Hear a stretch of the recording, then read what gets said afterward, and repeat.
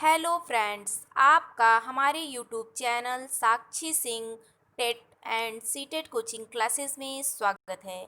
आज हम आपको बाल विकास और शिक्षा शास्त्र से संबंधित अति 15 महत्वपूर्ण प्रश्न की श्रृंखला लेकर आए हैं। इससे पहले वीडियो में हमने आपको 15 प्रश्न करा दिया था। अब इस वीडियो में हम आपको 15 प्रश्न और कराएंगे।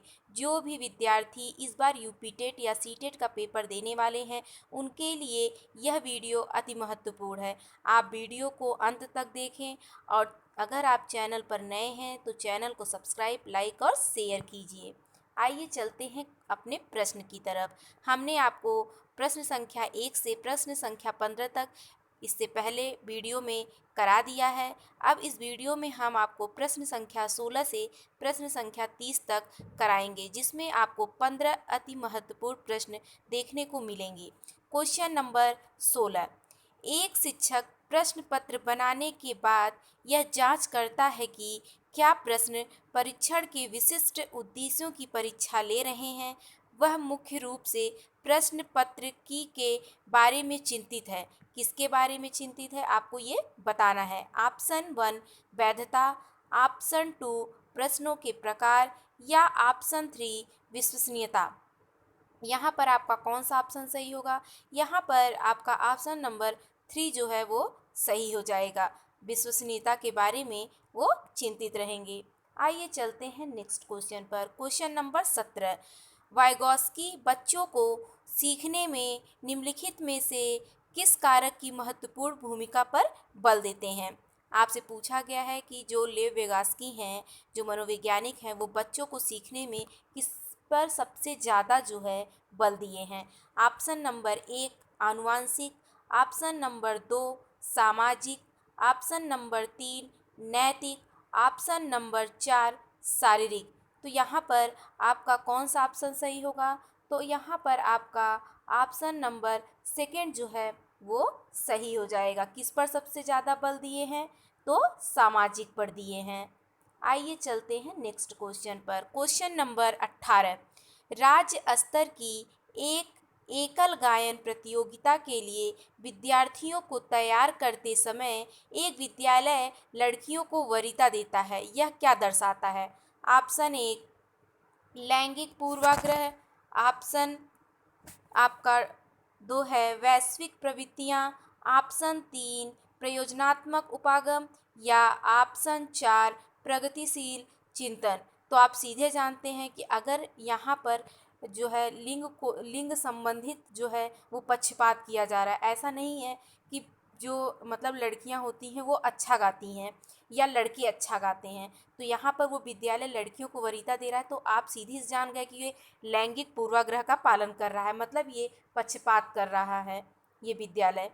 इसलिए यहाँ पर आपका ऑप्शन नंबर 1 सही हो जाएगा। आइए चलते हैं नेक्स्ट क्वेश्चन पर।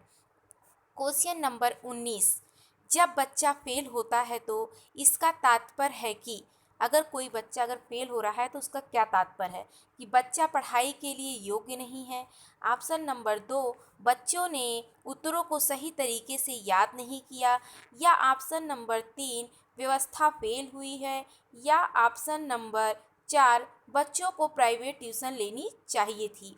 तो यहाँ पर आपका ऑप्शन नंबर 3 सही हो जाएगा। जब बच्चा फेल होता है तो वहाँ की व्यवस्था जो होती है वो फेल हो जाती है। यहाँ एक बच्चे की बात नहीं कर रहा है। यहाँ विद्यालय में अगर जितने बच्चे हैं, अगर उनका अनुपात कम है, अगर आप समझ लीजिए कि 100% में 75% बच्चे जो है वो कम अंक लेके आते हैं और 25% ज़्यादा ला रहे हैं, तो यानी कि कहीं ना कहीं जो है वो गुणवत्ता में कुछ कमी रह गई है, टीचर को पढ़ाने में कुछ कमी रह गई है, इसलिए वहाँ की व्यवस्था फेल हुई है। तो यहाँ पर आपका ऑप्शन नंबर 3 सही हो जाएगा।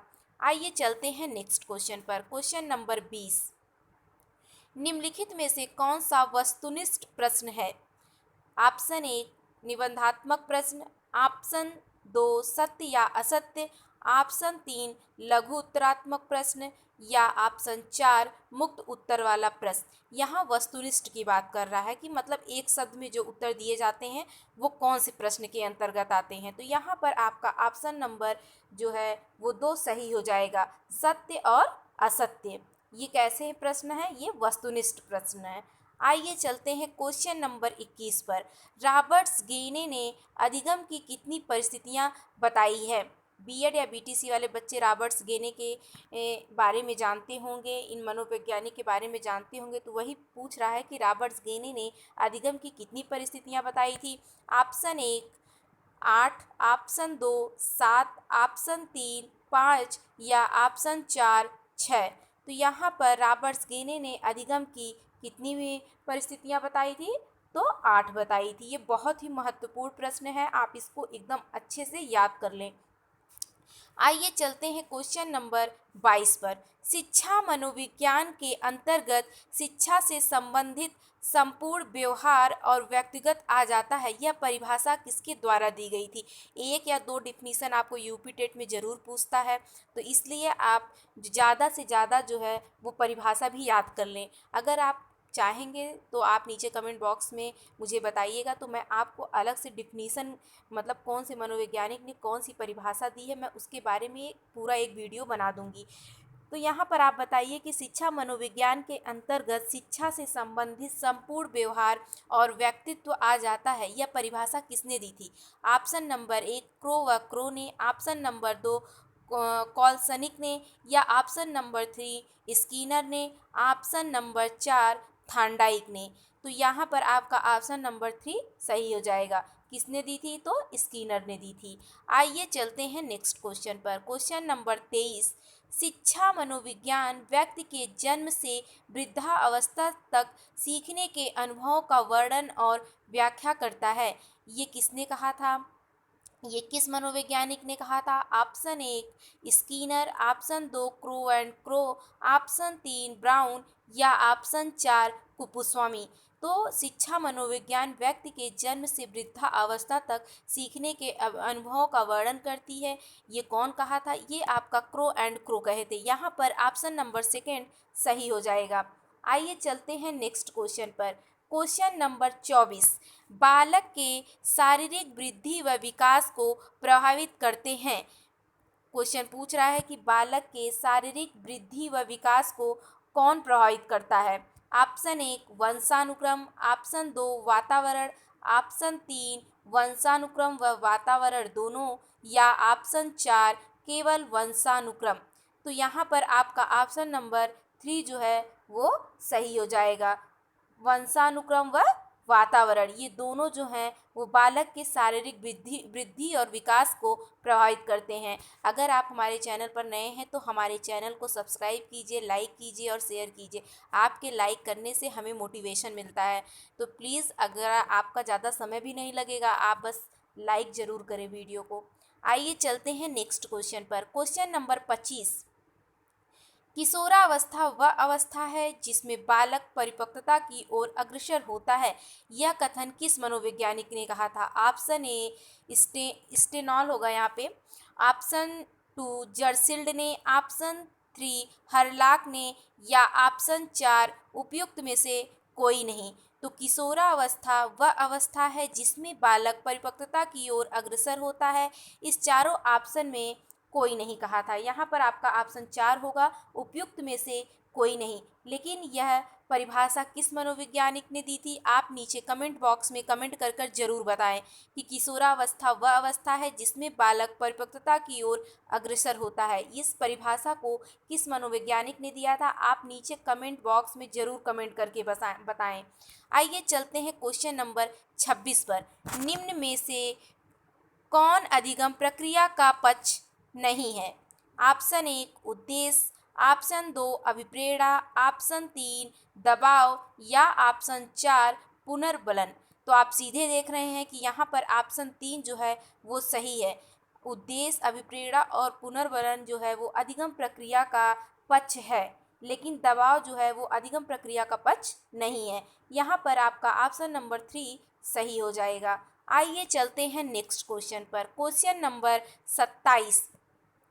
आत्मसम्मान की भावना का लक्षण प्रकट करती है।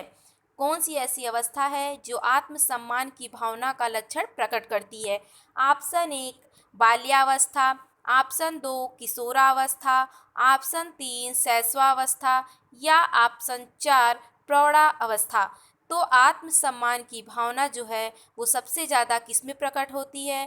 तो किशोरावस्था में होती है। यहाँ पर आपका ऑप्शन नंबर 2 जो है वो सही हो जाएगा। आइए चलते हैं नेक्स्ट क्वेश्चन पर। Question number 28। किशोरा अवस्था की विशेषताओं को सर्वोत्तम रूप से व्यक्त करने वाला एक शब्द है। क्वेश्चन पूछ रहा है कि किशोरा अवस्था की विशेषताओं को सबसे ज़्यादा व्यक्त करने वाला एक शब्द क्या है? ऑप्शन 1 परिवर्तन, ऑप्शन 2 विकास, ऑप्शन 3 समायोजन या ऑप्शन 4 अस्थिरता। तो किसी किशोरा अवस्था की विशेषताओं को सर्वोत्तम रूप से व्यक्त करने वाला एक शब्द क्या है? वो आपका है अस्थिरता। यहाँ पर आपका ऑप्शन नंबर 4 जो है वो सही हो जाएगा। आइए चलते हैं नेक्स्ट क्वेश्चन पर। Question number 29। मानसिक स्वास्थ्य का लक्षण नहीं है। यहाँ पर आपसे पूछ रहा है कि मानसिक स्वास्थ्य का लक्षण नहीं है। ऑप्शन ए सहनशीलता, ऑप्शन 2 अपरिपक्वता, ऑप्शन 3 सामंजस्य की योग्यता या ऑप्शन 4 आत्मविश्वास। तो मानसिक स्वास्थ्य का लक्षण जो है वो सहनशीलता भी है, सामंजस्य की योग्यता भी है और आत्मविश्वास है। तो यहाँ पर क्या नहीं है? अपरिपक्वता। अगर यहाँ पर परिपक्वता होता तो आपके चारों ऑप्शन सही हो जाते, लेकिन अपरिपक्वता जो है वो मानसिक स्वास्थ्य का लक्षण नहीं है। यहाँ पर आपका ऑप्शन सेकंड जो है वो सही हो जाएगा। आइए चलते हैं नेक्स्ट और इस वीडियो का लास्ट क्वेश्चन। विद्यालय से पलायन करने वाले बालक के अध्ययन की सबसे उपयुक्त विधि है। जैसे विद्यालय से जो बच्चे पलायन करते हैं उन बालक के अध्ययन की सबसे उपयुक्त विधि क्या है, जिसकी वजह से वो मतलब पलायन ना करें? कौन सा ऐसा आप कार्य करेंगे जिसकी वजह से वो पलायन ना करें? ऑप्शन 1 प्रश्नावली विधि का प्रयोग करेंगे, ऑप्शन 2 सर्वेक्षण विधि का प्रयोग करेंगे, ऑप्शन 3 केस स्टडी विधि का प्रयोग करेंगे या ऑप्शन 4 प्रयोगात्मक विधि का प्रयोग करेंगे। यहाँ पर आपका कौन सा ऑप्शन सही होगा? आप नीचे कमेंट बॉक्स में कमेंट करके बताएं, या मैं 1 मिनट का आपको समय देती हूँ कि विद्यालय से पलायन करने वाले बालक के अध्ययन की सबसे उपयुक्त विधि क्या है। तो आप सीधे बता सकते हैं कि केस स्टडी विधि जो है वो सबसे अच्छी विधि है, जिसकी वजह से बालक जो हैं वो क्या ना करें? पलायन ना करें। अगर आप हमारे चैनल पर नए हैं तो हमारे चैनल को सब्सक्राइब कीजिए, लाइक कीजिए और शेयर कीजिए तथा वीडियो को अंत तक देखिए। और नीचे कमेंट बॉक्स में कमेंट करके बताइए कि आपको वीडियो कैसा लगा। Thank you.